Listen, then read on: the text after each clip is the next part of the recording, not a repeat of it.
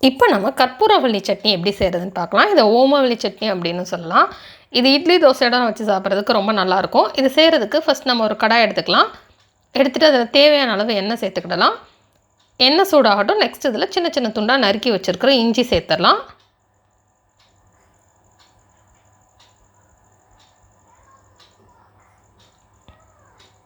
ஒரு சின்ன துண்டு இஞ்சி எடுத்து அதை சின்ன சின்ன துண்டாக நறுக்கி சேர்த்துக்கலாம்.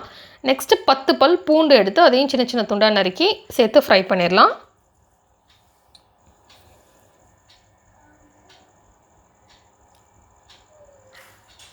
லேசாக இது சிவக்கட்டும், அது வரைக்கும் இதை ஃப்ரை பண்ணிக்கலாம். நெக்ஸ்ட் இதில் சிகப்பு வத்தல் சேர்த்துடலாம். உங்களுக்கு எவ்வளோ காரம் தேவையோ அதுக்கேற்ற மாதிரி சிகப்பு வத்தல் சேர்த்துக்கோங்க. 4லேருந்து 5 வரைக்கும் சிகப்பு வத்தல் சேர்த்துக்கலாம். சேர்த்துட்டு அதையும் நம்ம ஃப்ரை பண்ணிடலாம். நெக்ஸ்ட் இதில் சின்ன சின்ன துண்டாக நறுக்கி வச்சுருக்கிற பெரிய வெங்காயம் சேர்த்துடலாம். 3 பெரிய வெங்காயம் சேர்த்து தேவையான அளவு உப்பு சேர்த்துட்டு வெங்காயம் ப்ரௌன் கலர் ஆகட்டும், அது வரைக்கும் நம்ம இதை ஃப்ரை பண்ணிக்கலாம். இந்த சட்னி வந்து சளிக்கெலாம் ரொம்ப நல்லது. அதனால் இதை வந்து சளி இருக்கும்போது செஞ்சு சாப்பிட்டோம் அப்படின்னா சீக்கிரத்தில் சரியாயிடும்.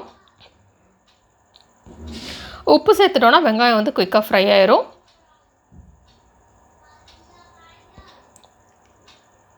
இப்போ நம்ம வெங்காயம் ப்ரௌன் கலர் ஆகிற வரைக்கும் அப்பப்போ நம்ம இதை மிக்ஸ் பண்ணி விட்டுட்டே இருக்கலாம். அப்போ தான் அடி பிடிக்காமல் இருக்கும். இப்போ வெங்காயம் கலர் சேஞ்ச் ஆகிடுச்சு. இந்த மாதிரி வர வரைக்கும் நம்ம ஃப்ரை பண்ணிடணும். நெக்ஸ்ட்டு ஒரு கை கருவேப்பிலை சேர்த்துக்கலாம். சேர்த்துட்டு அதை ஃப்ரை பண்ணிடலாம்.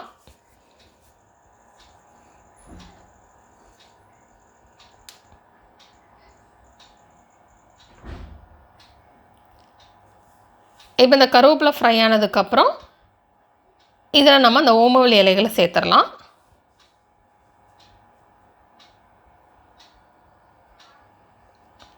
பத்துலேருந்து 15 இலைகள் நம்ம சேர்த்துடலாம். இந்த மாதிரி சின்ன சின்ன துண்டாக பிச்சு உள்ளே சேர்த்துடலாம். சேர்த்துட்டு இதையும் மிக்ஸ் பண்ணிடலாம்.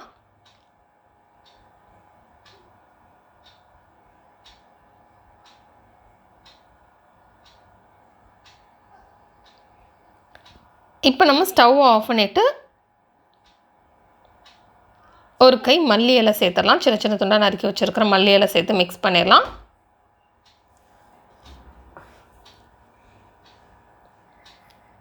நெக்ஸ்ட் இதில் நம்ம ஒரு சின்ன துண்டு புளி சேர்த்துடலாம்.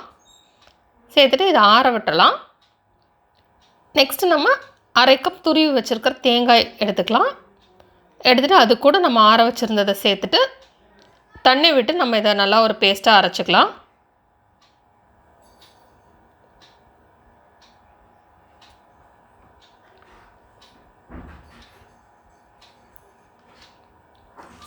இப்போ இதை அரைச்சாச்சு. நெக்ஸ்ட்டு நம்ம ஒரு தாளிக்கிற கரண்டி எடுத்துடலாம்.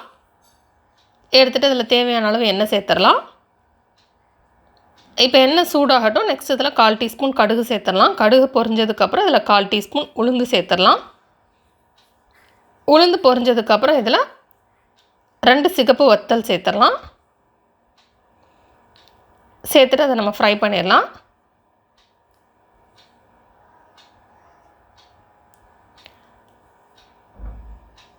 நெக்ஸ்ட் இதில் கொஞ்சமாக கருவேப்பிலை சேர்த்து ஃப்ரை பண்ணிடலாம்.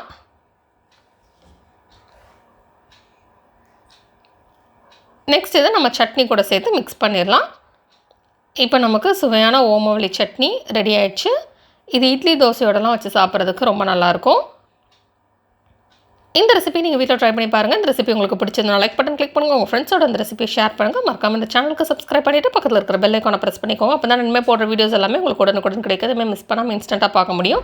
இந்த ரெசிபி ட்ரை பண்ணிட்டு எப்படி வந்திருக்கு அப்படின்றது கீழே கமெண்ட்ஸ் பாக்ஸில் மறக்காமல் சொல்லுங்கள். தொடர்ந்து இந்த சேனலோட இணைந்திருங்கள் புதிய புதிய ரெசிபிகளுக்காக.